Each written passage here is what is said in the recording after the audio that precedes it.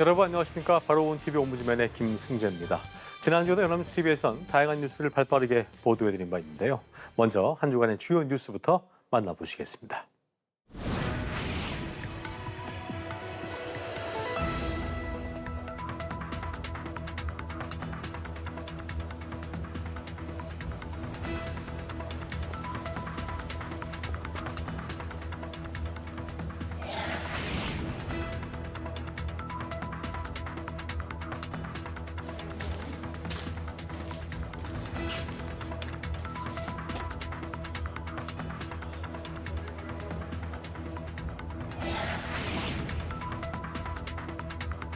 핵 추진 잠수함은 우리 한반도의 평화와 안보를 우리 스스로 책임지겠다는 의지의 상징입니다.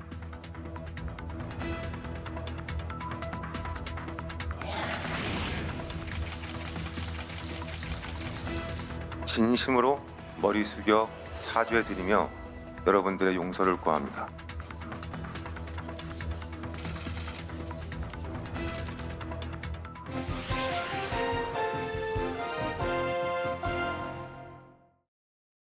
한 주간 보도 내용을 짚어보는 연합뉴스 TV를 말한다의 김경아입니다.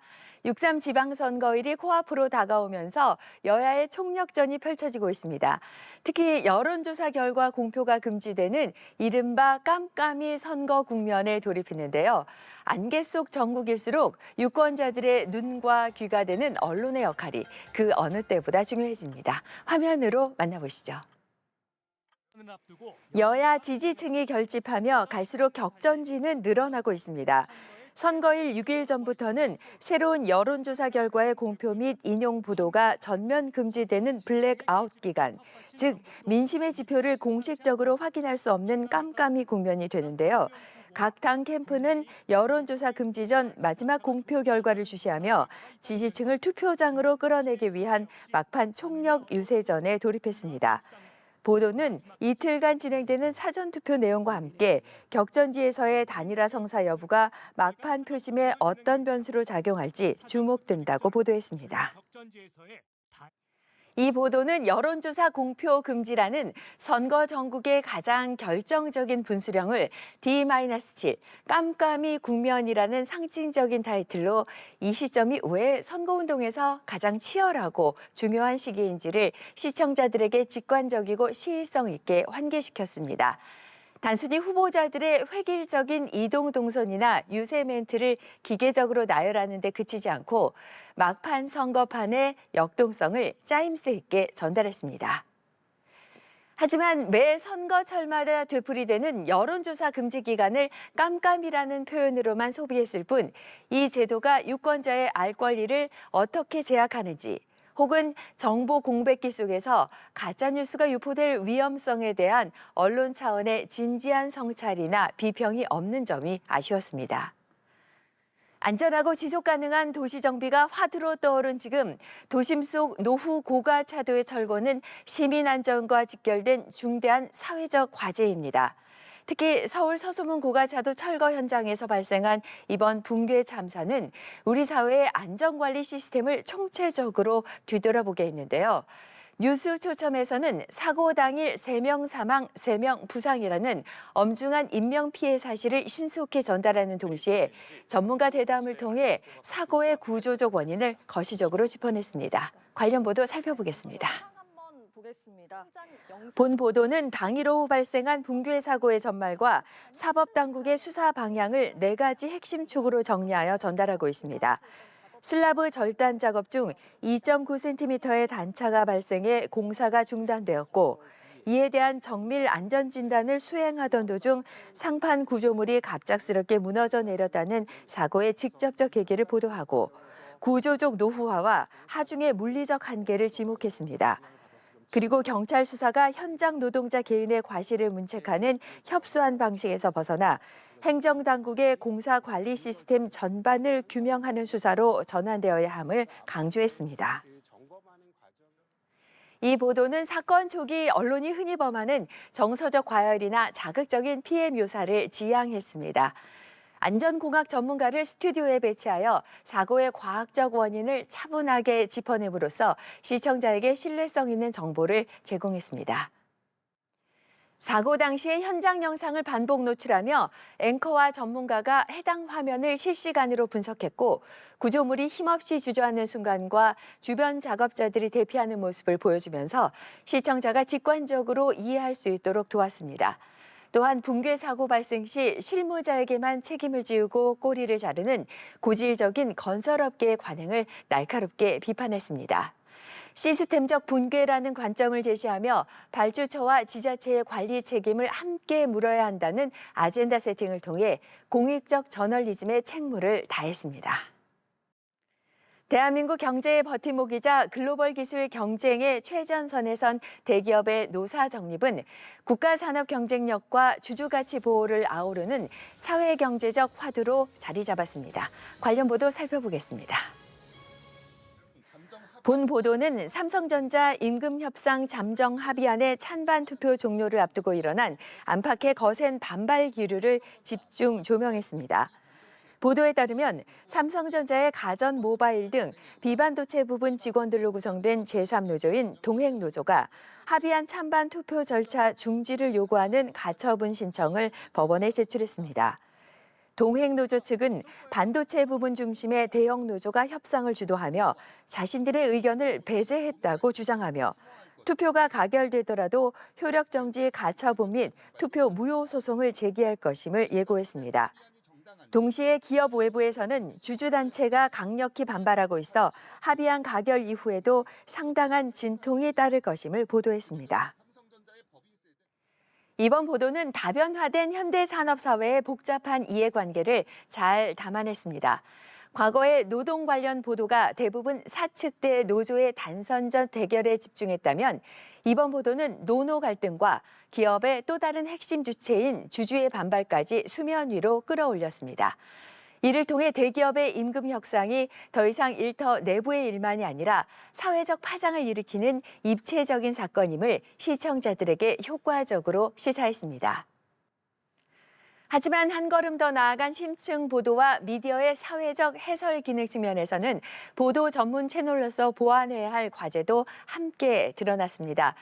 보도는 동행노조가 의견이 반영되지 않았다며 탈퇴하고 가처분을 냈다는 사실관계만을 짧게 나열했습니다. 시청자들이 이 사안을 제대로 이해하려면 반도체 부문과 비반도체 부문의 성과급 격차, 그리고 직군 간 상이한 근무 환경 등 갈등의 근본적 설명이 필요합니다. 갈등의 표면적 현상만 받아 적기보다 구조적 모순을 짚어주는 리포트가 병행되어야 할 것입니다. 최근 5.18 민주화 운동을 둘러싼 스타벅스의 이른바 탱크데이 마케팅 파문과 이를 향한 정용진 신세계그룹 회장의 책임 공방이 있었는데요. 우리 사회의 역사적 존중과 표현의 경계를 되짚어보게 한다는 점에서 그 사회적 상징성이 매우 컸습니다. 관련 보도 살펴보겠습니다. 5.18 유공자들이 보도는 스타벅스의 탱크데이 마케팅 논란과 정용진 회장에 대한 경찰 수사 상황을 심층적으로 짚었습니다. 먼저 뉴스는 정 회장이 직접 머리를 숙였음에도 불구하고 5.18 민주화운동 유족과 시민단체의 고소 고발에 따라 경찰이 고소인 조사를 마치고 수사에 속도를 내고 있다고 전했습니다. 다만 논란과는 별개로 실제 법적 책임을 물을 수 있을지에 대해선 미지수라고 보도했는데요. 현행 5.18 특별법은 처벌 대상을 허위 사실 유포로만 한정하고 있어 이번 마케팅 얘기를 법적으로 걸고 넘어지기엔 애매한 부분이 있다는 점을 짚었습니다. 설령 모욕죄가 인정되더라도 초범의 경우 대부분 벌금형이나 기소유예에 그친다는 현실적인 한계도 함께 설명했습니다. 끝으로 온라인에 퍼지고 있는 관련 AI 영상에 대한 경찰 수사 소식과 국회에서 단순 조롱이나 비방 행위까지 처벌할 수 있도록 법안 강화를 추진 중이라는 사실을 전했습니다.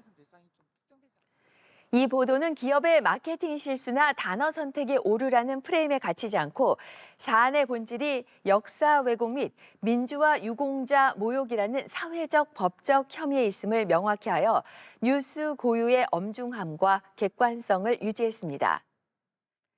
그런데 보도 제목에서 정용진 법적 책임은? 이라는 거시적인 질문을 던졌음에도 불구하고 정작 본문에서는 정 회장에게 실무진의 마케팅 행위에 대한 형사 책임을 법적으로 어떻게 적용할 수 있는지에 대한 법조계 시각이나 구체적인 법리적 검토가 부족했습니다. 또한 당일 진행된 신세계그룹 측의 사과 기자회견 내용이나 광주광역시 등 지자체의 반발 기류 등을 거시적으로 연결짓지 못해 다소 단편적인 상황 중계에 그친 아쉬움이 있습니다.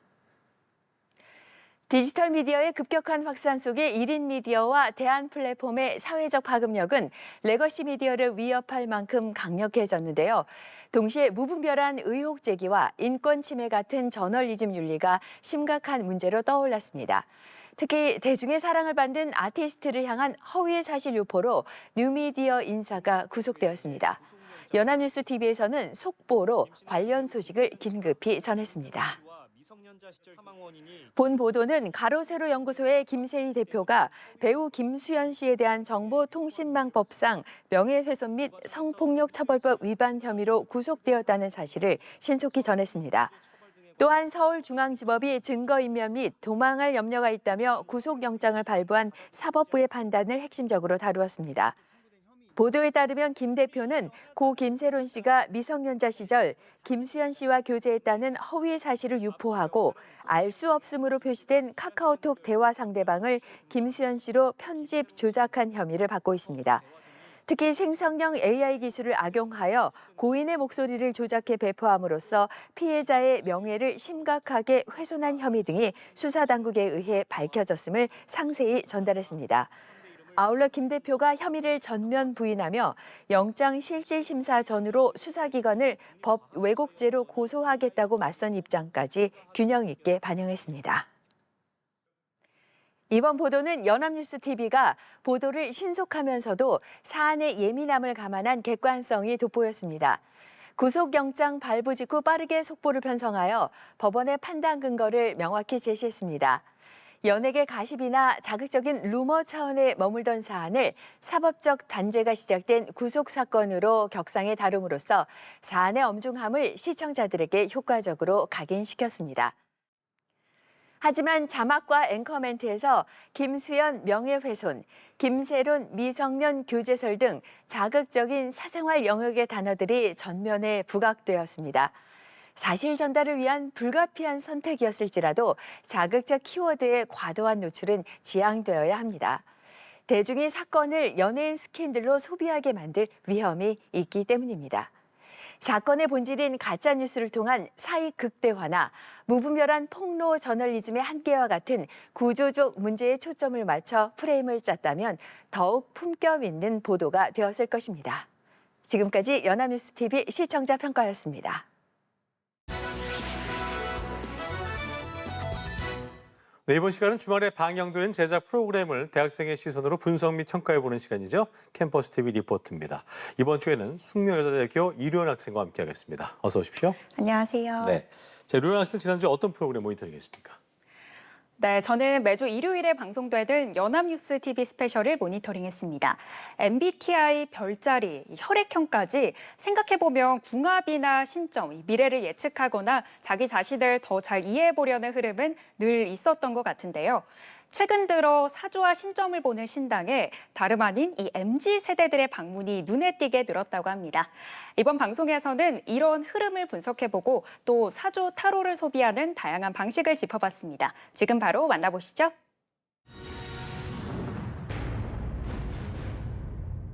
방송은 충청남도 아산의 한 신당을 비추며 시작합니다. 최근 MZ세대가 사주나 타로 콘텐츠에 열광하고 또 무속인이 출연자로 나오는 프로그램들이 유행하기 시작하면서 이 신당을 찾는 손님들의 나이도 어려졌다고 하는데요. 이곳에서 진로와 선택을 앞두고 찾아온 20대 여대생을 만났습니다. 대학교를 6년째 다니고 있는 이 학생. 진로에 대한 고민을 안고 찾아왔는데요. 마음은 급한데 확신은 없고 누군가가 미래를 알려줬으면 하는 마음에 이곳을 찾았다고 합니다. 사람들이 점을 보러 오는 이유, 과연 무엇일까요? 예전에는 고민이 있을 때 가족이나 친구들, 주변 사람들에게 많이 물어보기도 했는데 요즘엔 혼자 안고 가야 하는 문제로 인식해 점을 보러 온다는 사람이 많다고 합니다. MZ세대에게 점은 알 수 없는 것에 대한 맹목적 믿음보다는 스스로의 도전에 대한 위안, 조언인 듯 보였습니다. 복세 편살, 복잡한 세상 편하게 살자라는 요즘 세대를 관통하는 유행어인데요. 미래에 대한 확신이 부족한 MZ세대에게 어쩌면 등 떠밀어줄 사람이 필요했던 게 아닐까라고 학생은 전했습니다. 요즘은 직접 찾아가지 않아도 SNS나 동영상 플랫폼 혹은 AI를 통해 운세나 사주를 확인하는 경우도 많다고 합니다. MZ세대가 운세와 사주를 어떻게 삶에 활용하고 있는지 살펴봤는데요. 90% 이상이 운세를 확인한 적이 있고 사주, 타로, 별자리 등 다양한 방법으로 확인하고 있었습니다. MZ세대가 사주와 운세에 빠져드는 이유는 내일에 대한 불안감과 스스로에 대한 고민이 크기 때문이라는데요.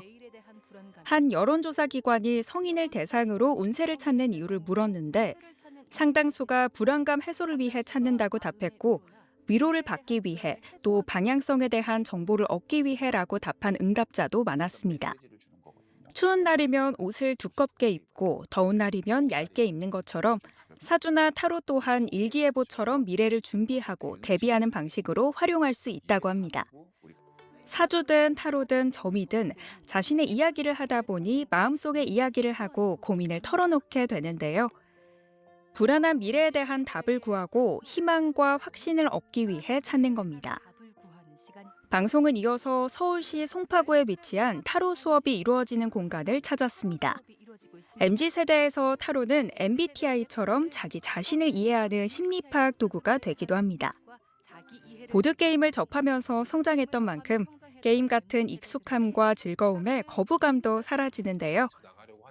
참여자들의 인터뷰를 통해서 미래에 대한 길라잡이, 또 자기 자신과의 소통 수단 등으로 받아들이고 있다는 걸 알 수 있었습니다. 다만 전문가는 너무 깊게 빠져들진 말라고 조언합니다. 자기 마음을 알고 싶을 때 타로를 꺼내는 건 좋지만 전화 상담 등으로 돈을 너무 많이 소비하는 건 지양하는 게 좋은데요. 가볍게 즐기고 좋은 상담사를 만났으면 한다고 전했습니다. 점술 역시 MZ세대들의 취향에 맞춰 변화하고 있습니다.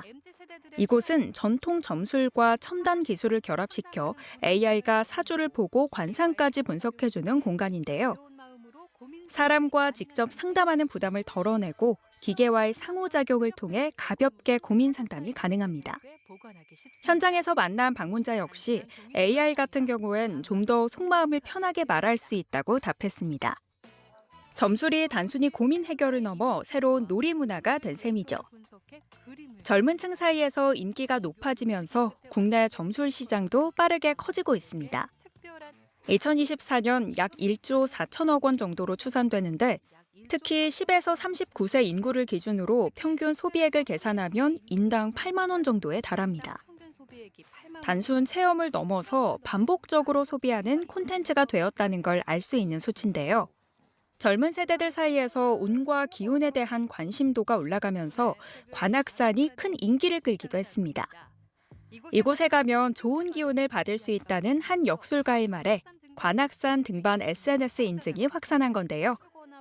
사람들은 힘들고 불안할 때 기댈 곳을 찾으면서 사주팔자를 들여다보고 신을 찾기도 합니다. 어쩌면 이런 모습들은 좀 더 행복해지기 위한 노력으로 읽을 수 있겠는데요. 삶에 대한 끝없는 고민, 그 자체로 운명 점수는 이미 100점이라는 위로의 말로 방송은 마무리됩니다.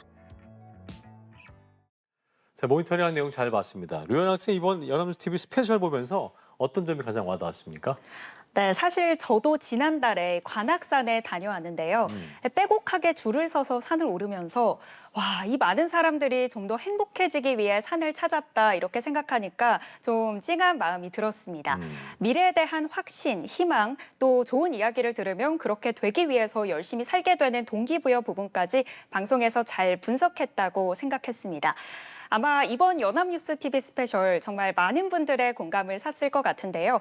불확실한 시대에 이 점술 시장 발전할 수밖에 없다 싶으면서도 마음 한켠에서는 모두가 사주, 타로가 필요 없을 만큼 행복해졌으면 좋겠다는 생각이 들었습니다. 네. 불확실함이 주는 불편함이 분명히 있지만 그 불편함 때문에 또 우리가 성장할 수 있는 게 아닐까 싶은 생각이 드네요. 지금까지 이륜 학생과 함께했습니다. 오늘 말씀 고맙습니다. 네, 고맙습니다.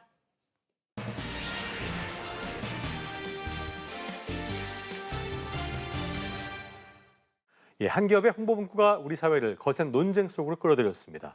기업 측은 자체 조사에서 의도성은 확인되지 않았다고 밝혔습니다만 시대의 아픔을 가볍게 소비한 게 아니냐 이런 비판은 쉽게 가라앉지 않고 있는데요. 민주주의의 기억을 다루는 방식 그리고 이를 바라보는 언론의 태도는 어땠는지 오늘 TV 비평에서 자세히 짚어보겠습니다. 도움 말씀에 동아방송예술대학교 정원 교수와 함께하겠습니다. 어서 오십시오. 안녕하십니까. 네. 자, 스타벅스가 5.18 민주화 운동 기념일이 이른바 탱크데이 프로모션을 진행한 것을 놓고 네. 논란이 일파만파하고 있는데요. 먼저 어떤 경위였는지부터 정리를 좀 해주시죠. 네. 매우 불편한 논란입니다. 지난 5월 18일 주요 언론들은 이 사건에 대해 보도했는데요. 한국일보의 보도에 따르면 스타벅스 코리아가 5.18 광주 민주화 운동 등을 조롱하는 듯한 이벤트 홍보 문구를 썼다가 된소리를 맞았습니다. 1980년 5월 광주 시민들에 대한 전두환 신군부의 무자비한 진압, 학살을 상징하는 탱크 표현을 올해로 46주년을 맞은 기념일 당일에 사용을 했습니다. 예. 게다가 1987년 6월 항쟁을 촉발했던 박종철 열사 고문치사 사건을 연상시키는 책상의 탁 문구마저 포함됐다는 점에서 단순 실수가 아니라 80년대 민주화 운동 전체에 대한 의도적 폄훼라는 맹비난이 이어졌습니다. 스타벅스 불매 선언도 잇따랐습니다. 비난 여론으로 이 회사는 탱크데이 명칭을 탱크 텀블러데이로 책상의 탁 문구를 작업 중 딱이라고 각각 수정을 했습니다. 그러나 되레 5.18 광주 민주화 운동을 조롱했다는 사실을 인증한 셈이라는 지적이 나오는 등 역효과만 나왔습니다. 논란은 더 커졌고 결국 해당 이벤트는 중단됐습니다. 정치권도 비판했는데요. 권영국 정의당 대표는 정용진 신세계 회장을 정조준했습니다. 권 대표는 이날 X를 통해 이번 논란은 단지 우연이거나 실수일 수 없다. 정용진 회장은 이전부터 자신의 극우색을 숨긴 적이 없다고 전제한 뒤 그룹 오너인 정 회장의 평소 행태가 결제 라인과 검토 과정에서 이러한 문구를 오히려 조장한 것으로 봐야 한다고 짚었습니다. 뉴스원 등 여러 언론 보도에 따르면 스타벅스 코리아는 향후 유사 사례 재발 방지를 하기 위해서 내부 프로세스를 점검하고 개선해 가겠다고 밝혔습니다. 자, 이번 논란으로 스타벅스 불매 운동은 물론이고요. 말씀하신 것처럼 이 정용진 회장에 대한 수사까지 좀 진행이 되면서 파문이 커지는 모습인데 언론은 이에 대해서 어떻게 좀 보도를 하고 있습니까? 네, 정용진 신세계 그룹 회장이 이번 파문에 대해 사과를 했지만 문제는 확산되고 있습니다. 멸공 표현 등 평소 정 회장의 언행이 이번 사태를 낳은 근본적인 원인이라는 지적이 제기됐습니다. 한겨레는 사설 정신 나간 스타벅스 정용진 회장 책임 크다에서 그동안 멸공 시리즈 등 극우적 세계관을 거리낌 없이 드러낸 정 회장의 정치적, 이념적 메시지가 누적되며 이 조직 내부에 어떤 신호를 보냈는지에 대한 철저한 반성 없이 책임을 계열사 경영진과 실무선의 일탈, 임직원의 역사인식 탓으로 돌리는 것은 설득력이 떨어진다며 정 회장의 역사인식과 태도가 변화하지 않는 한 유사한 사태가 재발하지 않으리라는 보장은 없다고 비판했습니다. 경향신문도 사설 경악스러운 스타벅스의 5.18 모독, 멸공 정용진 탓 아닌가에서 그동안 정 회장이 보여준 극우적 언행 등을 감안하면 단순 실수로만 보기 어렵다며 회사는 면피성 사과로 넘어갈 게 아니라 이 사태가 왜 발생했는지 진상을 철저히 공개하고 책임 있는 후속 조치를 취해야 할 것이라고 지적했습니다. 한국일보는 사설 5.18이 탱크데이라니 폄훼, 비하로 얼룩진 46주년에서 스타벅스 사건은 5.18에 대한 일각의 부당한 혐오가 얼마나 뿌리 깊고 질긴지를 보여준다며 극우 인사들이 활발하게 활동하는 유튜브가 특히 왜곡의 온상이라고 우려했습니다. 연합뉴스의 보도에 따르면 정 회장과 손 전 대표는 시민단체로부터 고발당해 서울경찰청의 수사를 받게 됐습니다. 그리고 지난 26일 정 회장의 대국민 사과가 있었습니다. 자, 이번 논란을 계기로 과거 유사 마케팅이라든가 방송까지 재소환되고 있는 상황인데 네.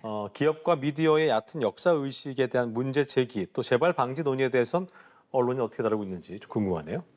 네. 역사는 기록으로 남겨지고 구술로 이어집니다. 후대인들에겐 매우 엄중한 잣대입니다. 그래서 역사 인식이 제대로 되지 않으면 날선 비판을 받는 것이 당연한 것입니다. 무신사 경우가 그럴 것입니다. 무신사의 7년 전 광고가 다시 수면 위로 올라왔습니다. 지상파의 한 예능 프로그램에서도 관련 표현이 사용됐었는데요. 당시 고 박종철 열사 고문치사 사건을 희화한 표현을 광고와 방송에 사용해서 세간의 질타를 받았습니다. 이를 두고 여러 언론에서 보도했습니다. 무신사 관련 보도를 살펴보면 무신사 임원진이 박종철 센터를 방문해 광고에 대해 다시 사과했다는 것입니다. 그러나 이에 대해 역사 바로 보기를 심도 깊게 다룬 기사는 거의 찾아보기 어려웠습니다. 한겨레 보도에 따르면 이재명 대통령은 지난 21일 청와대 수석보좌관 회의에서 악의적 가짜뉴스, 아울러 국가폭력 범죄를 미화하거나 희생자를 모욕하는 행위에 대해서는 가용한 모든 수단을 총동원해 강력하게 응징해야 한다고 밝혔습니다. 언론 역시 마찬가지입니다. 제대로 된 역사 인식을 보여줘야 합니다. 이번 스타벅스에 대해서 보수, 진보 할 것 없이 비판하는 보도를 하고 있습니다. 다만 이 역시 프레임 전쟁으로 이어지고 있습니다. 스타벅스가 한 잘못에 대한 본질적인 문제로 접근해야 합니다. 언론의 중심이 필요한 때입니다. 자, 이런 상황에서 일부 정치인이나 극우성의 유튜버들이 스타벅스를 옹호하거나 네. 또 5.18 민주화운동을 조롱하는 것 내지는 비하하는 컨텐츠를 올리면서 또 다른 논란을 낳고 있는 상황인데 이번 문제가 어떻게 보면 뭐 정쟁거리라든가 이념 대립으로 소비되지 않아야 될 텐데요. 그러기 위해서 언론이 중심을 잘 잡아야 할 걸로 보입니다. 어떻게 좀 보셨습니까? 네, MBN의 보도에 따르면 유튜브 전한길 씨가 정용진 회장을 옹호했습니다. 정 회장을 보수파의 상징적 기업가로 규정을 하면서 지지 의사를 밝혔습니다. 여러 보수 정치인 역시 마찬가지입니다. 조선일보의 보도에 따르면 국민의힘 의원들이 탱크데이 문구로 논란이 된 스타벅스를 옹호하고 나섰습니다. 이수정 국민의힘 경기 수원정 당협위원장이나 한기호 국민의힘 의원 같은 경우가 그렇습니다. 경향신문의 보도에 따르면 이번 사태가 예견된 사건이었다는 지적도 나옵니다.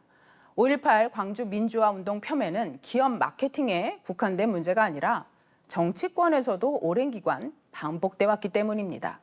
2019년 자유한국당 일부 의원들은 국회 공청회에서 5.18을 폭동으로 규정하거나 유공자들을 괴물 집단으로 표현해 거센 비판을 받았었죠.